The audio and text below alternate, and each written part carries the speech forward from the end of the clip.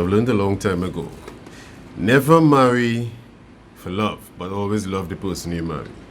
So there seems to be a trend happening in the last couple of years or last couple of decades. So a boy meets a girl, he falls in love with her, falls in love, which is wrong, and he falls in love with her and he decides, okay, after 2 days, 3 days, 6 months, a year, I'm going to marry her because I love her. Foolish. Never marry someone because you love them. And I know it sounds weird, but it's a custom. It's something that we're accustomed doing. It's the norm. It's expected. Simply because we love someone, it means that we need to marry them. It's causing relationships to end prematurely. Simply because, for two things. When you're in love with someone or when you think you're in love with someone, it's not really love. It's infatuation. So what's happening is that you are... it's just hormones that are raging inside of you, both parties, and none of the bad flaws or none of the flaws of the person or bad characteristics you're able to see. At this point, you're blinded. Everything looks good. Only when you go through some serious stuff over time, that person loses their job, you realize the woman can't have a child, you realize the person you're with is in great debt,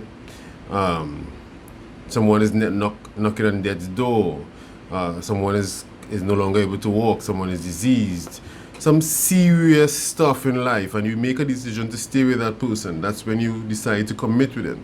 That is when you know if you really love the person or not. Not when things are going great, not when you have a great job, she has a great job, and sex is amazing, and that is not the time to decide to get married. There's never, ever marry someone because you love them. And for some reason, it seems as if people think that they don't have a choice. I've always said to almost every single girl I've ever dated, I will never marry you because I love you. At the end of the day, you need to make sure that marriage makes sense on every level. On a spiritual level, on a physical level, on an emotional level, on an economical level. If they are not being met, then you're going into a crisis. It means that person is not the person that you should marry. No one told you to get married to that person. Step back. You can love someone, but there is no absolute where you must get married to that person.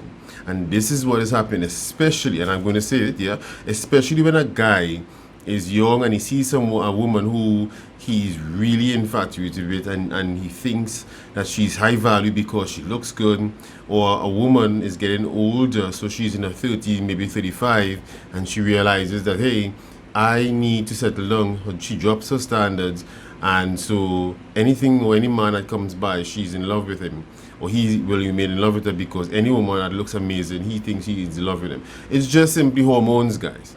That's all it is. Never ever choose to marry someone simply because you love them or you think you love them. It's simply infatuation. Unless that person is able to commit to you when things go bad, and I mean real bad. That's why over a 10-year period, sometimes it takes before someone could realize, hey, I love this person. In fact, most people don't even really like the people that they're actually with, much less to love them. And so after you have 2 or 3 children with them, you gain weight, you spend 5-10 years with them, you decide to stay because where are you going to go? You're old, you're fat, sex is already out the door, you have 3 children, from an economic standpoint, it makes sense to stay. If you split everything, you can lose a lot. Things are tied up, houses on 2 people's name, cars are on 2 people's name, and there's a joint account. Where are you going? Can't go anywhere. And this is the reason why there are so many people in marriages that are unhappy and there's so much divorce going on in this world, where it's an all-time high, heading to 55% of all marriages are going to end in divorce. And I'm not going to be surprised as people are understanding less. We are not as smart as we used to be. We have a shorter attention span, and we have entering a point where anything goes and anything is acceptable. It's going to head between 60 and 70% within the next 10 years. I can predict that. It's a trend, it's happening, and it's going to be fast and furious. And not only that, the amount of people that are actually going to get married is actually going to drop because there is no real need. Men are going to get what they want. Women are thinking that they are men now, so they can do the same thing men were doing by just having sex and sleeping around and not settling down. And men would realize, hey, I don't need to marry her to get a child. I don't need to marry her to get anything. It's happening already, but it's going to be ramped up. It's just going to be chaos. But for those people who really believe in love, who really believe in the spiritual foundation of love, understanding what a marriage is and a commitment is, and deciding to stay with one partner, really seeking out to have a relationship where love manifests itself and is the foundation of the existence of that partnership and union, then I would suggest you take time, at least a year or two, and you really understand who you are as an individual and then who that person is. Look at the characteristics of that person. If they're sanguine, melancholic, or phlegmatic, whatever it is, look at the traits of the person. Are they optimists or pessimists? Are they driven for business if you are a business person, or whatever it is? Understand really in depth who you are. Understand who that person is, and see if you are really in line with them.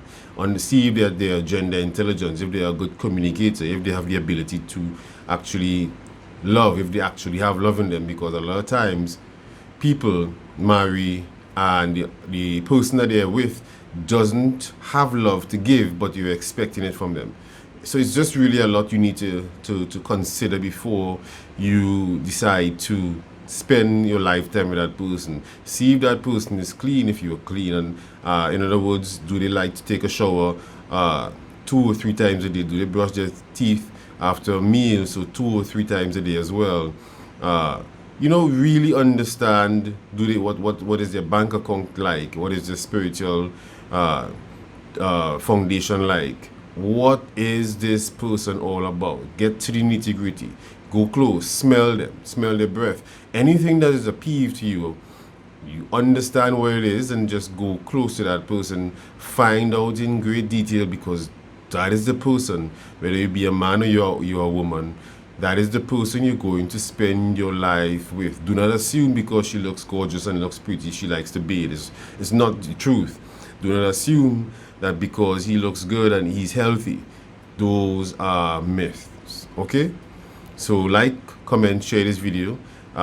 Thank you for subscribing to my YouTube channel. I really, really appreciate those of you who take time to listen to what I'm saying and give comments, whether it be constructive or it's just amazing, great comments and feedback. I really accept it. I really don't know what I'll do without you. Please continue to like, share my videos, and we'll talk soon. All right, bye for now.